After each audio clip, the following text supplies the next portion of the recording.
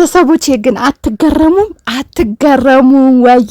እንግዲህ ውሽሚት ማለት ነው አቤላ እስቲ ካስታወሰሽ ሳሚው እውነት እኔ በጣም አስቆኛል እቺን ፓርት ማለት ነው።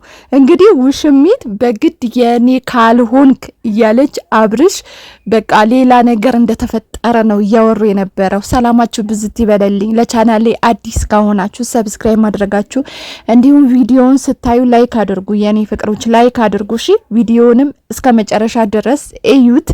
እንዲሁም ለቤቴ ቻናል አዲስ ከሆናችሁ ሰብስክራይብ ያላረጋችሁ ሰብስክራይቡን ንኳት ማለት ነው። እና ውድ ቤተሰቦቼ እንግዲህ ውሽሚት ማለት ነው ትላንትና አብርሽ ራሱ እንደሳተ። በነገራችን ላይ አብርሽ ምንም ነገር ራሱ እኔ እውነቴ ነው የምላችሁ ከምር እግዚአብሔርን በጣም ነው ደስ ያለኝ። በቃ የአብርሽ አቋም ማለት ነው በጣም ያስደሰተኝ በጣም ማለት ነው። ምክንያቱም ትላንትና ስንፈልገውም የነበረው አቋም እንዲኖረው ሴሪየስ እንዲሆን ትዳር ላይ እንደማይቀለድ ትዳር ሴሪየስ እንደሆነ ያላወቀ ስላልገባው በጣም ያናድደን ነበራ። ሩታ የሰራትን ስራ በእርግዝና ከመጀመሪያ እስከ መጨረሻ ድረስ የሰራትን ስራ በጣም ያናድደን ነበራ። ብዙዎቻችን እኮ ተስፋ ቆርጠን በቃ የነሱ ነገር እኔ አቁሜ ነበረ። በነገራችን ላይ በቃ ተስፋ ቆረጥኩኝ ታውቃላችሁ። ምንም በዚህ ግባ የሚባል ነገር ስለሌላቸው ማለት ነው። እንግዲህ ትላንትና ማለት ነው አብርሽ የተናገረው ንግግር እውነት አንጀቴ ቂቤ ነው የጠጣው። ቂቤ ጠጣ አንጀቴ። በቃ ትላንትና አንድ ሰው ማለት ነው እውነት የሆነ ነገር የሆነ ሰው አይምሮ የተነካ ሰው ወይም ደግሞ እንደተባለ የተሰራበት ሰው ማለት ነው በዚህ ልክ ሊናገር አይችልም።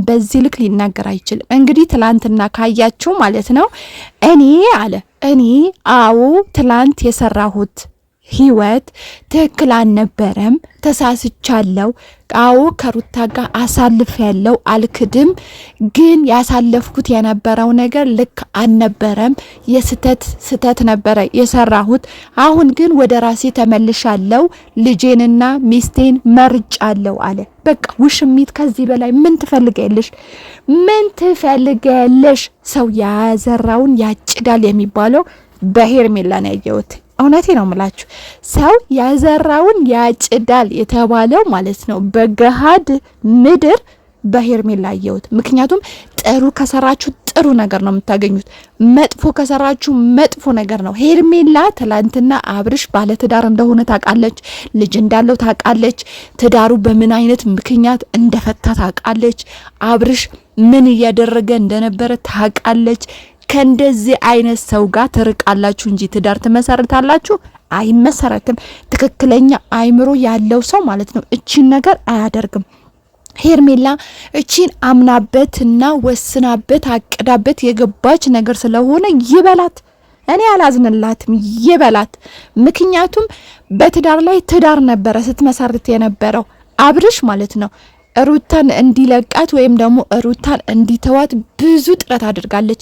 እቺ አትሆንህም እኮ ክብራት አሳይህም እኮ ትመታሃለች እኮ በሰው ፊት ታዋርድሃለች እኮ ታመናጭጭቃ አንድ ሰው ማለት ነው እውነቴ ነው የምላችሁ ለማስታረቅ ማለት ነው ተገልብጣችሁ ጉድጓድ ውስጥ ገብታችሁ ታስታርቃላችሁ።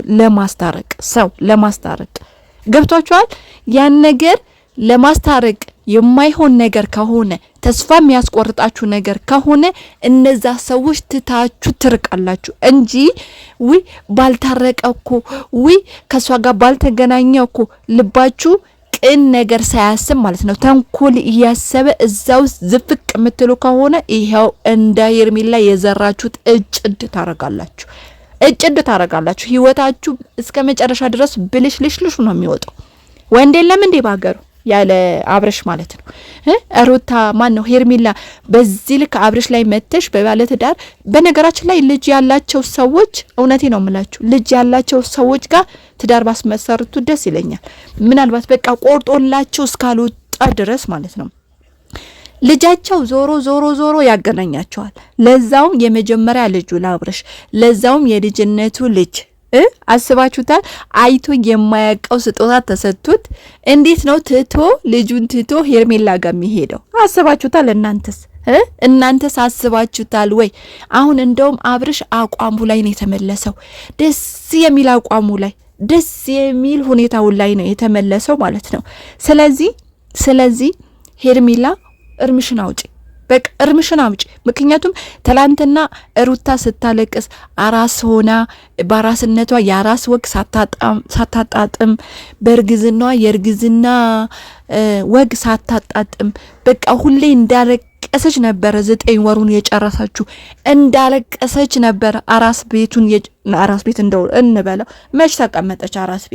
አራስ ቤት ተቀምጣ ታውቃለች? አልተቀመጠችም።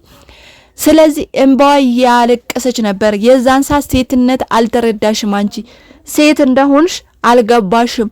ነገ ጥሎሽ እንደሚሄድ አልገባሽም። ሰው የዘራውን እንደሚያጭድ አልገባሽም ነበረ። ስለዚህ አብርሽ ምን ስታረጊው ነበረ? ለምሳሌ ሩታ አራስ ሆና ምን ስታረጊው ነበረ? አንዴ በስጦታ ስሸነገዩ፣ አንዴ ሩታ እኮ ላንተ እንትን ክብር የላትም፣ አታከብርህም፣ በሰው ፊት እኮ ታዋርድሃለች፣ የቀለልክበት ቦታ ለምን ትገኛለህ፣ የተዋረድክበት ቦታ ለምን ትገኛለህ ብለሽ ስታሽቃብጪ አንሰማሽም? ሰምተንሻል። ስለዚህ ማለት ነው አሁን አርፈሽ ብትቀመጪ በቃ ትዳሩን ፈለገ። ሌላው ደግሞ ይሄ አቤላ የምትባለው ሰውዬው ለምንድን ነው አርፈ ባትቀመጠው? ለምን? ስለዚህ ሄርሜላዬ ማለት ነው አርፈሽ ተቀመጪ። ደግሞ እርግዝና የምትሉት ውሸት። እርግዝና የሚባል ነገር ከሚያልፍ ቦታ እንኳን አላለፈብሽም። ከሚያልፍ ቦታ ሰው እርጉዝ ከሆነ ማለት ነው ስለ እርግዝናው ስለ ልጁ ያሳስበዋል እንጂ ስለ ባሉ አያሳስበውም። በነገራችን ላይ ምክንያቱም ባልዮ ሙሉ እምነት ካለው ነገ እንደሚያገኘው ስለሚያውቅ ማለት ነው። ባልዮ እንደሚወደው ካወቀ የትም እንደሚሄድ ስለሚያውቅ ስለ ልጁ ስለ በሆድሽ ያለው ልጅ ያሳስባል እንጂ ስለ ባል ስለ ወንድ አያሳስብም። ስለዚህ የምታረጋቸው ነገሮች የእጅሽን ያገኘሽው ሄርሙ የእጅሽን የበላሹ። በቃ ሴቶችዬ በሄርሜላ ብዙ ትምህርት ትማራላችሁ ብዬ አስባለሁ። በተለይ የሰው ባል ምትቀሙ ማለት ነው የሰው ባል ምትቀሙ ሴቶችዬ ማለት ነው መጨረሻችሁ መውደቂያችሁ እንደዚህ እንደሆነ እንድታቁ ፈልጋለሁ። ባሎችም እንደዚህ የሰው ሚስት ምትቀሙ አላችሁ። አዎ ባገሩ ሴት እንደሌለ ነገር ባገሩ ወንድ እንደሌለ ነገር ማለት ነው። ለእናንተ እሱ ብቻ እንደተፈጠረ ነገር ማለት ነው። የሰው ባልና የሰው ሚስት ምትቀሙ ሰዎች ማለት ነው በሄርሜላ ትምህርት ታገኛላችሁ ብዬ አስባለሁ። እንደዚህ ነው በቃ መጀመሪያ ያላማረ ነገር እንደዚህ ነው መጨረሻውም አያምርም። መጀመሪያ ማለት ነው ይሄ በስሜት የምትጓዙት ነገር ሳታስቡበት ሳታለሙበት እቅድ የሌለበት እግዚአብሔር ያልሞላበት ነገር ከሆነ እንደዚህ ነው ሄዳችሁ ውድቅ የምትሉት ማለት ነው። ስለዚህ ሄርሜላዬ የኔ ውሽማዬ አይዞሽ፣ እንግዲህ አይዞሽ አለንልሽ የኔ ውሽማዬ አይዞሽ። እንግዲህ አብርሽ ቢሄድ ተካልኝ ስለሚመጣ ምንም አታስቢ፣ አትጨናነቂ። ግን ማለት ነው አብርሽ የሩታ እንደሆነ አምነሽ ታዩ። በቃ ልቀቂው፣ እሺ ልቀቂው ማለት ነው። አዎ ልቀቂው፣ አይሆንሽም በቃ። ስለዚህ ለልጁና ለሚስቱ ታይላቸው። ለማንኛውም አይዞሽ የኔ ውሽማ አይዞሽ።